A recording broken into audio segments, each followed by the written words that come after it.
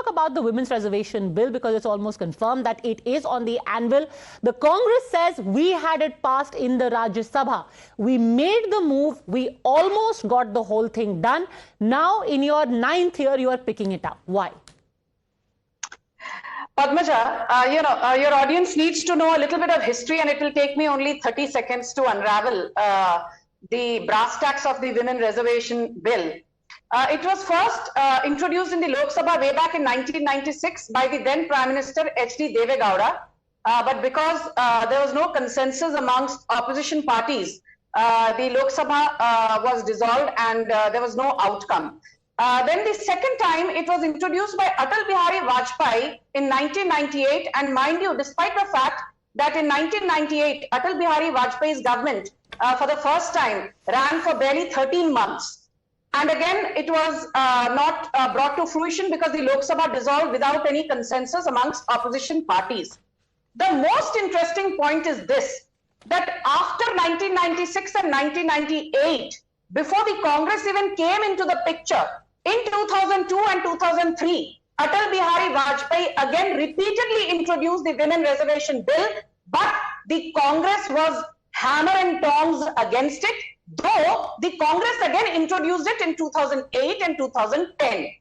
And in 2010, when the Congress introduced it, I did my homework. It was not the BJP which was against it. The Congress passed it in the Rajya Sabha but could not pass it in the Lok Sabha because the Samajwadi Party and the RJD refused to endorse the women reservation bill. That is why, while it was passed in the Rajya Sabha on the 9th of March 2010, there was no outcome once again because of fractious opposition members, particularly the likes of SP, Akhilesh Yadav, and RJD, Lalu/Tejaswi Yadav, who now rules the roost in terms of the RJD hierarchy. So my limited point is this.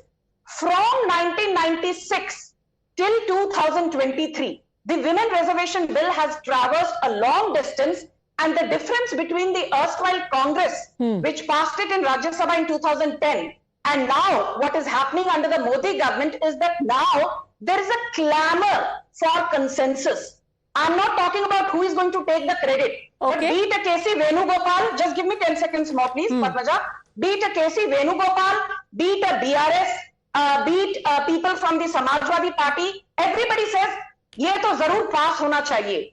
And during the Congress, the very people who are today supporting the bill, irrespective of having differences with Prime Minister Modi and BJP, said कि हमको women reservation bill नहीं pass करना. I remember the Samajwadi Party and the RJD that time said that women reservation bill should not be passed because the winnability factor of women candidates is very poor. Okay, so here's my counter to you. Are you saying that this bill being brought in 2023, 6 months before election, has got nothing to do with the fact that in most states now women voters outnumber the male voters, and that 50% plus of women end up voting for the BJP? So it's entirely a coincidence that now in your 9th year you're bringing in the women's reservation bill. Padmaja, on a Monday I thought you'll be kinder to me. See, I'll be very honest with you.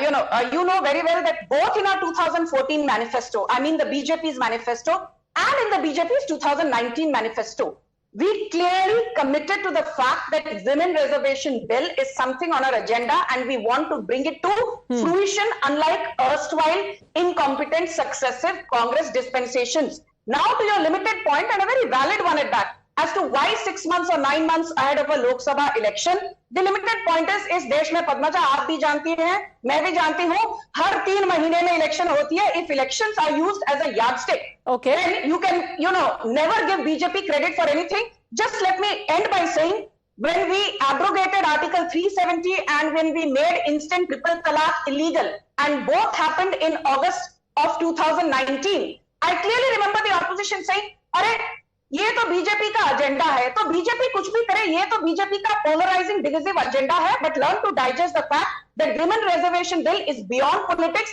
And the Harvard Kennedy business school, just 10 seconds more, in 2010 came out with a very interesting study saying that not only India, even in mature developed economies like the US, women as a political group find themselves vulnerable and disempowered because while they vote in large numbers, They are not given adequate representation in large numbers because the political structure is inherently alpha male.